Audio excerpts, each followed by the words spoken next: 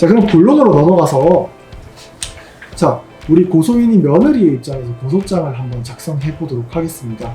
여러분들이 고소장에 대한 어떤 형식에 대해서 부담을 가질 수 있기 때문에 저희는 기본적으로 경찰청에서 제공하고 있는 고소장 형식의 틀을 가져와서 여러분들께 설명을 드리고자 합니다. 물론 변호사 사무실에서 쓰는 고소장이 이거와 조금 다를 수는 있지만 큰 틀에서는 크게 다르지 않으니 여러분들께서는 편안하게 경찰 민원 포털의 고소장을 이용해 보시는 것도 좋겠습니다.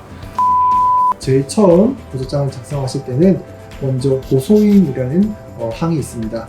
자, 여기서 말하는 고소인은 피해를 당한 사람, 내가 피해 사실을 경찰서에 알리고 싶은 사람을 말합니다.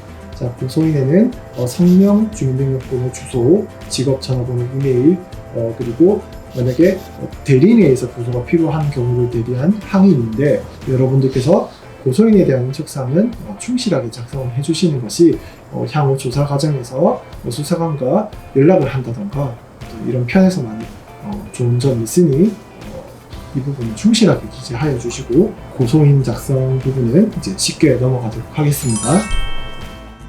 여기서부터 많은 분들이 또 문제가 발생합니다. 내가 피고소인에 대한 개인정보를 다 알고 있다 라고 한다면 정말 문제될 게 없습니다. 우리한테 범죄를 저지른 가해자들의 인적사항은 우리가 잘 모르는 경우가 많습니다. 그러면 두려워하지 마십시오.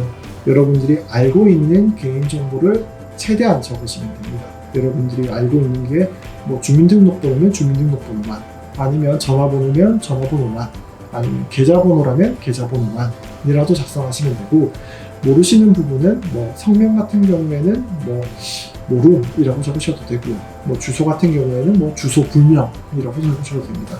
수사기관에서는 피고소인들에 대해서 여러분들이 알고 있는 정보를 바탕으로 해서 피고소인들을 특정해 나갈 것입니다. 그렇기 때문에 여러분들이 알고 있는 최대한의 정보를 적으시면 되겠습니다. 실제로 경찰 민원 포털에서 제공하고 있는 고소장 양식에도 기타 사항에는 고소인과의 관계 및 피고소인의 인적사항과 연락처를 정확히 알 수 없을 경우 피고소인의 성별, 특징적 외모, 인상착의 등을 구체적으로 기재하기 바랍니다 라고 적혀 있습니다. 다음 고소 취지가 있습니다. 고소 취지는 쉽게 말해서 내가 왜 고소를 하는지에 대해서 수사기관한테 간략하게 말씀하시는 거라고 보시면 됩니다. 고소 취지에 저는 이렇게 적었어요. 고소인, 그러니까 피해자는 피고소인을, 가해자를 형법 제307조에 의한 허위사실 적시에 의한 명예훼손죄, 그리고 제311조 모욕죄로 고소하오니 처벌해 주시기 바랍니다 라고 적었습니다. 여러분들 조문을 모르실 경우에는 조문 안 적으셔도 됩니다. 여러분들이 알고 계신 명예훼손죄에 해당된다라고 생각하시면 고소인은 피고소인을 명예훼손죄로 고소합니다, 또는 고소인은 피고소인을 모욕죄로 고소합니다 라고만 적으셔도 됩니다. 이후 과정은 수사 과정을 통해서 충분히 보충할 수 있으니까 마음의 짐을 좀 내려놓고 적으시면 되겠습니다. 다음은 범죄사실항입니다. 범죄사실항은 가해자가 피해자인 고소인께 어떠한 범죄를 어떠한 식으로 했는지에 대해서 조금 상세하게 적을 필요가 있겠죠. 명예훼손죄는 공연성이 있어야 되고요. 그리고 특정성이 있어야 되고요. 그리고 사실을 적시해서 누군가의 명예를 훼손해야 되는 사실이 있어야 됩니다. 그렇기 때문에 범죄 사실에는 가능한 이 세 가지가 반드시 포함될 수 있도록 여러분들이 이 세 가지를 증명할 수 있는 증거 자료들을 함께 제출해 주시는 것이 정말 중요하겠습니다. 글 쓰는 솜씨에 대해서 좀 내가 부족함이 많다라고 생각하시는 분들도 계실 텐데 전혀 걱정하실 필요가 없습니다. 저도 지금 이 고소장에서 가능한 좀 편안하게 여러분들이 볼 수 있을 정도로 적었는데, 중요한 것은 육하원칙, 누가 언제 어디서 무엇을 왜 어떻게, 이 원칙을 중심으로 이 원칙들이 적용될 수 있도록만 적어주시면 좋을 것 같아요. 방금 읽어드린 사안을 고소장에 한번 표현해 보았습니다. 자, 피고소인은 2000 땡땡년 7월 몇 시경, 장소도 중요하겠죠. 언제 어디서니까 뭐뭐시 뭐뭐구 뭐뭐로에 소재한 뭐뭐 회사 1층 로비. 제가 여기서 지금 적어놓은 것만 해도 누가 언제 어디서가 나왔습니다. 자, 그러면 어떻게 했는지가 또 이제 설명이 되어야겠죠. 자, 그럼 어떻게는 또 한번 보도록 하겠습니다. 땡땡 회사 직원들 즉 불특정 다수인이 있는 가운데서 고소인의 이름을 부르며 자, 아래와 같이 허위 사실을 적시하며 고소인의 명예를 훼손하였습니다. 자, 어떻게 훼손하였죠? 땡땡땡은 바람을 피워서 애가 2명이나 더 있다.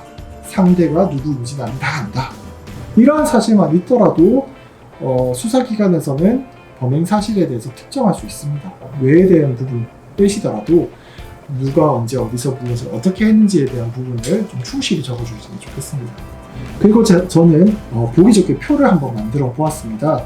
이 고소 범죄 사실을 항을 나누어서 1항에는 고소인의 명예를 훼손하였다는 내용, 2항에는 고소인을 모욕하였다는 내용으로 고소장을 작성하였습니다.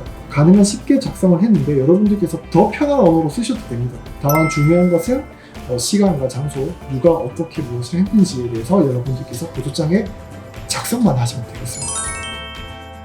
다음 고소 이유입니다. 자, 고소 이유라는 게 사실상 뭔가 특별한 틀이 있는 것은 아닙니다. 그래서 저는 제가 좀 즐겨 쓰는 항으로 좀 항을 나눠봤는데요. 저는 고소 이유를 쓸 때 첫 번째 고소인과 피고소인의 관계에 대해서 씁니다. 제가 지금 이 편집안으로 알 수 있는 것은 고소인과 피고소인이 이제 시어머니와 며느리 관계였다라는 것밖에는 알 수 없기 때문에 그냥 간단하게 시어머니와 며느리의 관계라고 적었습니다. 이 사건의 발생경입니다. 모든 일이 어떻게 발생됐는지에 대한 경위가 있을 겁니다.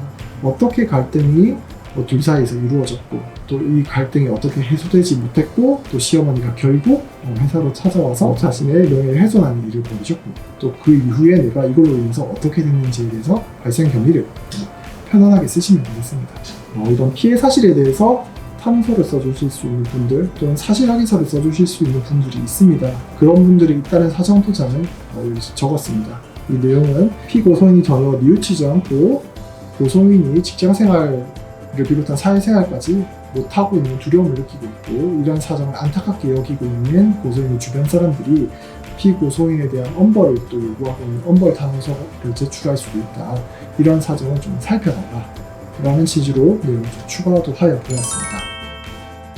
다음 수사 요청 사항입니다. 이 부분은 반드시 작성하실 필요는 없습니다. 특히 이제 고소인들 분들께서는 본인의 자력으로 확보할 수 없는 증거 자료들이 있을 수 있습니다.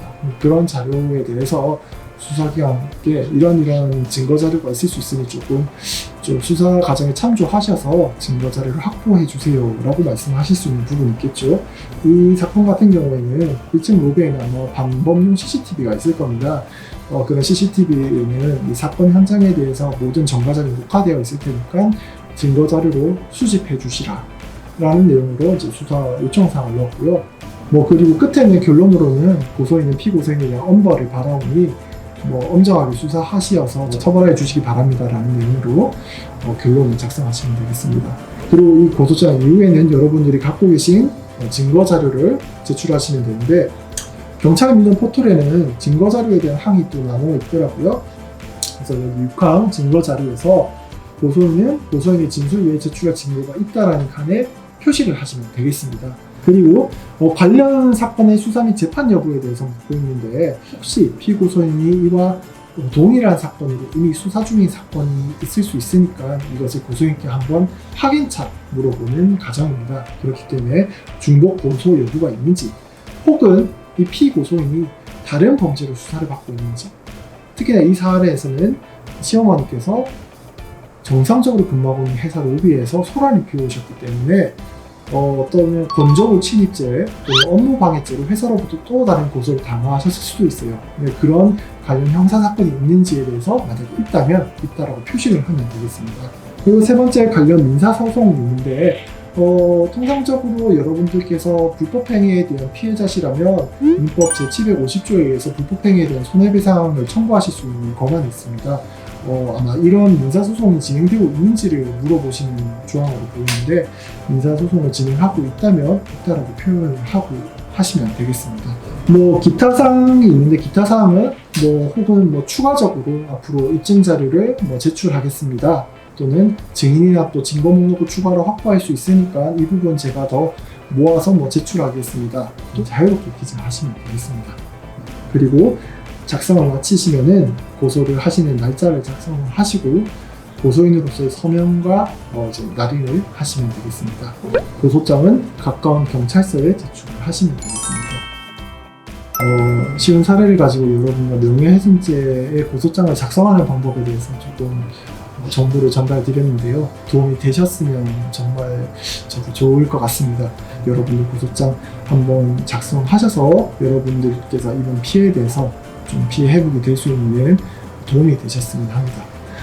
이 영상이 도움이 되셨다면 구독과 좋아요 눌러주시고 저희 법무법인 대리운의 영상에 대해서 알람 설정도 해주시면 저희가 좀 더 힘을 내서 열심히 여러분께 도움이 될 수 있는 자료를 그리고 영상을 많이 만들 수 있도록 하겠습니다. 시청해주신 여러분들 정말 감사드리고요. 다음에 또 기회가 되면 뵙도록 하겠습니다. 네, 법무법인 대리운 박동일 변호사였습니다. 감사합니다.